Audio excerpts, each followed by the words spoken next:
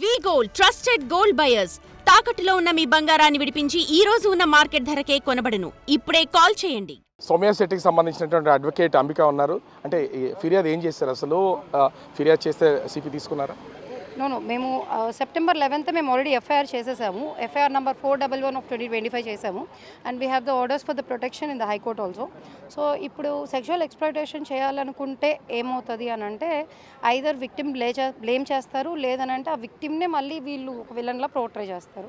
That is what it is happening on media. మీరు complaint చేయడానికి వచ్చిన సమయంలో సిపి ఏమన్నా చెప్పారా? అంటే లక్ష్మీకాంత్ రెడ్డి కంప్లైంట్ ఇచ్చినట్లుగా ఏమైనా చెప్పారా? ఆన్లైన్ కానీ ఆఫ్లైన్ కానీ?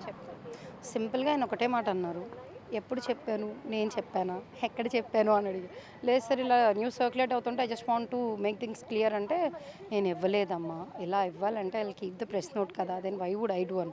Honey trap is not. అసలు హనీ ట్రాప్ ఇక్కడ ఎక్కడ వచ్చిందని అసలు నాకు అర్థం కాలేదు. ₹1 అసలు ఆరోపణలు ఏంటి?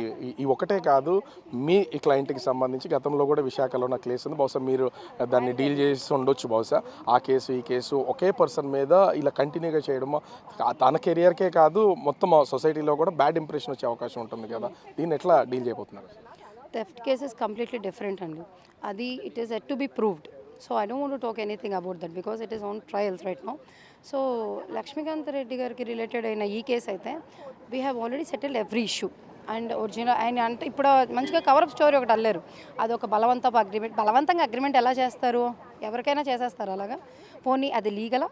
అలా చేయడం లీగలా? అతను చేస్తున్నటువంటి ఆరోపణలకు సంబంధించి ఏది నిజం కాదని మీ దగ్గర ప్రూఫ్స్ ఉన్నాయా? ప్రతిదానికి ఉంటాయి.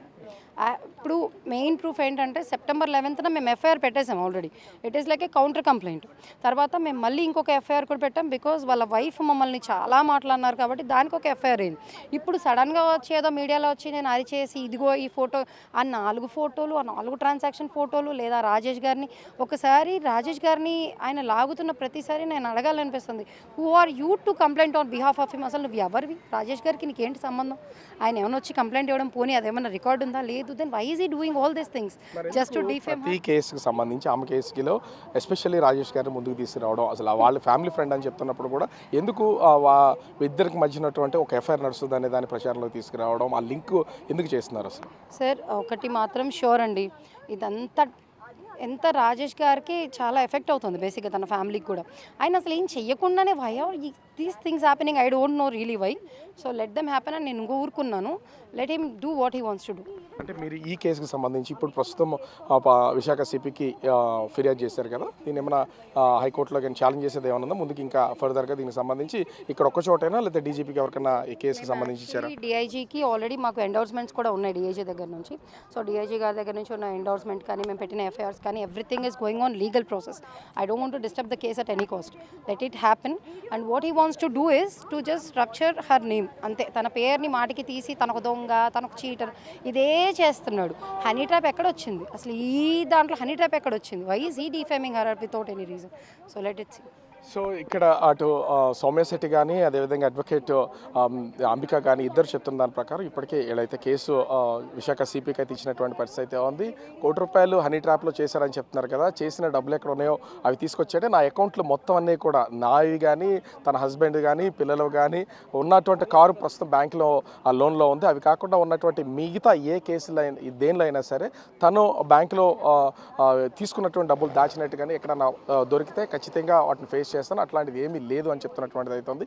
ఇది కేవలం మూవీకి సంబంధించినటువంటి దాన్నే కావాలని ఈ విధంగా చేస్తున్నారు. మేము కూడా విశాఖ సిపికి అయితే ఫిర్యాదు చేస్తాము, అదేవిధంగా డిఐజీకి ఫిర్యాదు చేస్తాం. ముందుకు ఈ కేసును అయితే ఖచ్చితంగా విత్డ్రా చేసే పని లేదు. నాకు వైఫ్ నుంచి కూడా థ్రెట్ ఉంది. నన్ను రెండో వైఫ్గా తను పెళ్లి చేసుకోవడానికి వైఫ్ కూడా సహకరిస్తుంది కాబట్టి దీనిలో నుంచి నాకు బెదిరింపులు అయితే ఉన్నాయి. ఎట్టి పరిస్థితుల్లో కేసు వాపస్ తీసుకునే పని లేదు. ఈ కేసును అయితే నేను ఫేస్ చేస్తామని సౌమ్య శెట్టి చెప్తున్నటువంటి పరిస్థితి కనిపిస్తుంది.